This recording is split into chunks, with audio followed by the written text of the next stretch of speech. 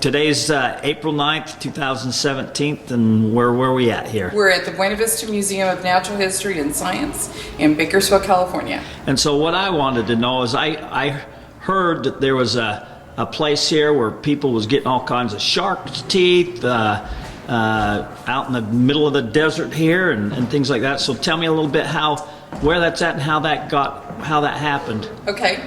So originally, Bakersfield was underwater here. About 14 million years ago, we were completely covered with ocean. And if you look at the map here, you can see that Bakersfield is to the west, to the east of Santa Cruz, and Santa Cruz is directly west. And with the San Andreas Fault moving, you actually have Santa Cruz is now 4 hours north of us. So what happened was during that time also, you also had the tectonic plates moving, and as they pushed up the mountain ranges, the water went away in the valley here. So we no longer have water, the ocean here, and Santa Cruz moved north, and we're where we are. But the Shark's Tooth Hill area, due to erosion, all of a sudden these shark's teeth started being found, and that was originally in the 1800s they started finding them. So it shut off the main from the main ocean, and then there was a body of water here, and those animals, those fish and whatnot that was trapped there,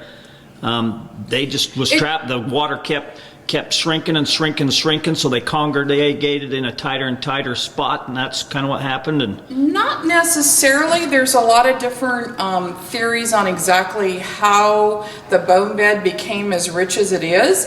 The main one that is substantiated through science is that we had a lot of rivers coming into the area, which you can see in the map here. The rivers were bringing a lot of silt down, which you don't normally find in the ocean. So we had a lot of silt, and as the sharks would come in to feed on the sea lions and the whales, then their carcasses would fall to the bottom of the ocean and they would get stuck in the silt. And so the silt is what really preserved them, and that's why we have the richest and best preserved Miocene bone bed in the entire world is right here in Bakersfield. okay.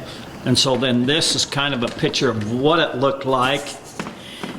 What it looked like, what it looks like today. Yeah.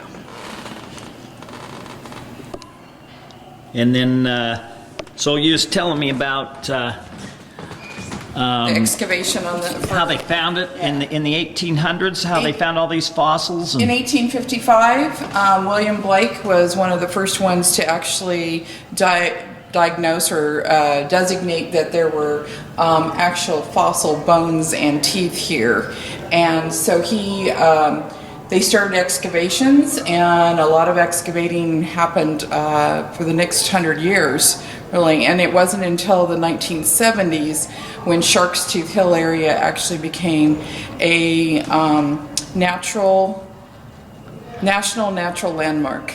And so it's actually an area that you can't go to. However, there are quarries where we can still excavate, and we still excavate fossils today from that area. So was that the place owned by Bob Ernst? Bob Ernst did not actually own Shark's Tooth Hill. Shark's Tooth Hill is actually owned by, is held by a private company.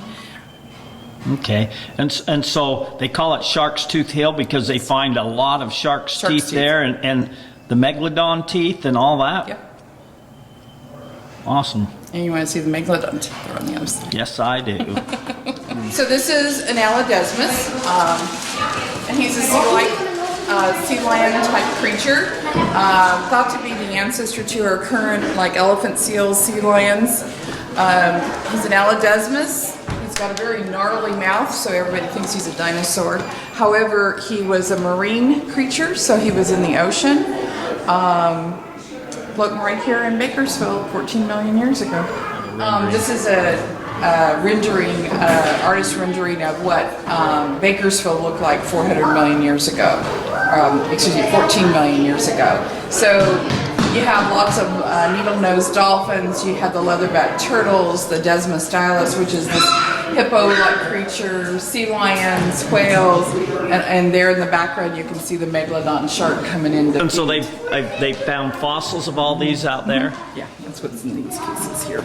So then this is again another map showing you a little bit more of how the embayment was. Bakersfield being right in here. You know, it was a breeding ground for whales and sea lion and dolphins, and so they would come in here and have their calves, and then of course the sharks would come in, but the megalodon would love to eat just a sea lion as a snack. And these are teeth of the Desmostylus. He's a hippo type creature. Now this is just, these are one tooth, even though it's a clump together. The tooth is just, it's one big, large, all of those are a tooth. Now this is one that has not erupted yet, and so it hasn't started to wear, where these have worn down. What's this? That's tusk. Of the Desmostylus. Oh. And then this is the Paleoparadoxia. He's the cousin to the Desmostylus, a little bit leaner and meaner, same type of hippo-type creature. This is also the most complete baby baleen whale from the Miocene time period to ever been found. Anywhere in the world? Anywhere in the world. Really? So it's very scientifically important for us also. We also purchased this. This was purchased by one of my board members and brought back to the museum. And so we have it here. And it was found here also? It was also found right here at Shark's Tooth Hill area. Yes. And we still have baleen whales today. However, this one is almost 15 million years old. Wow. And he's only about 3 months old. Huh.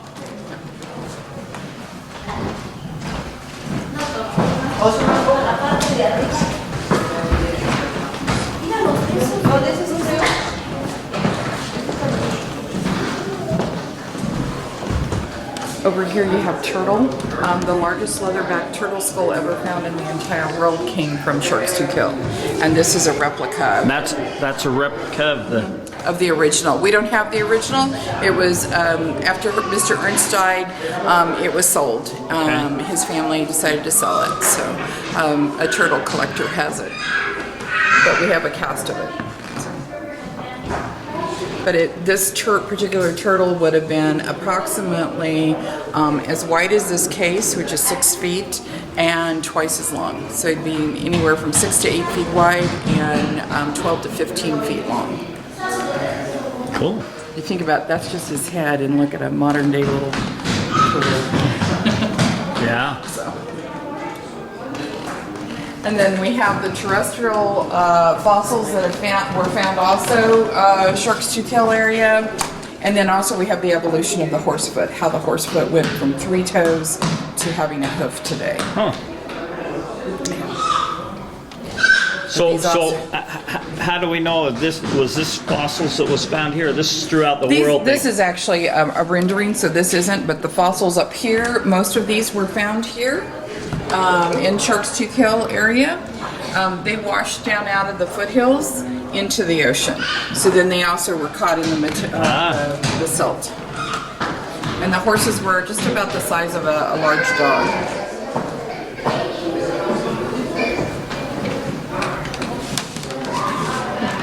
It's more turtle. That's modern day? But this is all fossils here.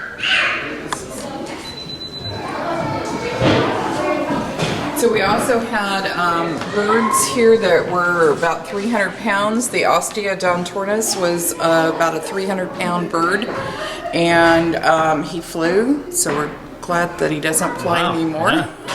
But these are the bones that some of them come from him and other birds that were in the area at the time. And these are also Shark Tooth Hill. Camel, we had camel, horses, deer. So that up there, that's a megalodon versus the size of a regular shark. Yes. So they was huge. They were. Yeah. And then where we got their... The real teeth are right here. These are all megalodon teeth right here. So these were found out there. Right over there. These were found on And Shark's Tooth Hill. And these ones are what? Those are great whites. Those so you are- can see the comparison. Oh, this is Because they're the ancestor too. that's modern day great whites, and this is the Megalodons. megalodon. And These are main just combination of mako and the hook tooth mako, shark teeth. This is all one gentleman's collection. So these were all found out there, except for the great white, or they Right. was found out No, there too. They weren't out there. Yeah, those are modern day fossils, and how we jacket them, and then we bring them into the museum, and our lab cleans them up. So we kind of left it so that people can appreciate, there's a lot of work that goes into it. Yeah. And then we, if we can, we put things back together. Sometimes we can't.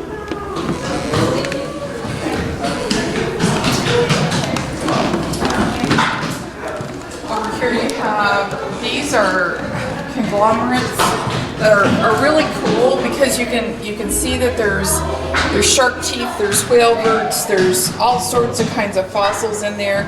There's a dolphin rostrum right there, or a piece of jawbone rather, right there. If you look in the back into the mirror on this one, you can actually see the vertebrae. Oh yeah. And so it's kind of cool, but those are vertebrae from a whale. And then another piece that came out of the bone bed that's really a great piece too, because we just found it like this, is all the shark teeth and everything, yeah.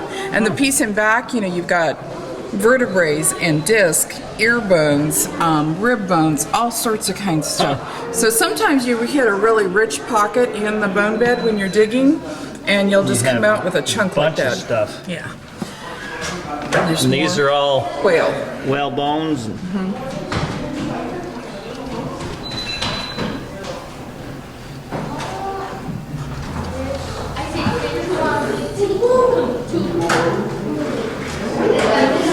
This is a sperm whale skull. And this was found out there. It was. Skip loader took the top of it off, so you can see it was a field cut, and it was found. That's how it was found.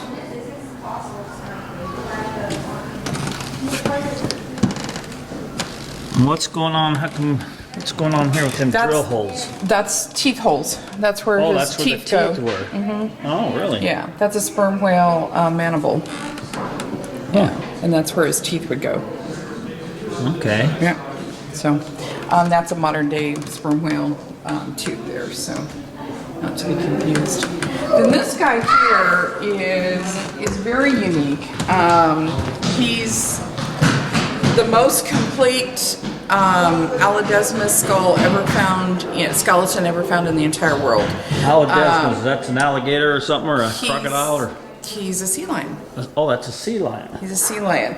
The only thing that is missing here is his head, and it got lost in transportation. He originally was here at the museum, and then he was in storage for a while after Mr. Ernst passed. A lot of the fossils were removed from the museum, and then we're in the process currently of purchasing this fossil back because he really truly belongs. Yeah, it does. Yeah. Belong with this. Yeah. So, and he's very complete. He's just awesome. Huh? Yeah. That's cool.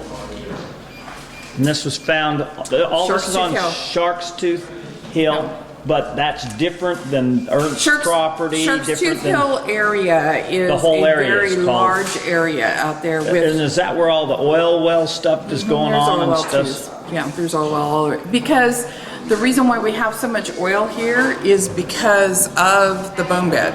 Because all the vegetation and all of the fossils, so you've heard the term fossil fuels, that's what has created this very rich layer of oil that Bakersfield, Kern County has. Okay. So the actual bone bed runs for 110 square miles throughout the valley here. Wow. But where it's exposed is in the northeast area, just a little ways from Bakersfield here. And the area that got designated was called Shark's Tooth Hill. When I was a kid, they called it Shark's Tooth Mountain, but now it's Shark's Tooth Hill. And that was the official designation given to it. But the area around that is all still considered Shark's Tooth Hill area. So yes, all the fossils here came from the Shark's Tooth Hill area. Cool. So again, tell me where we're at, the address here, and who you are. I'm Coral Hanshurik. I'm the executive director here at Buena Vista Museum of Natural History and Science here at 2018 Chester Avenue, Bakersfield, California. Cool.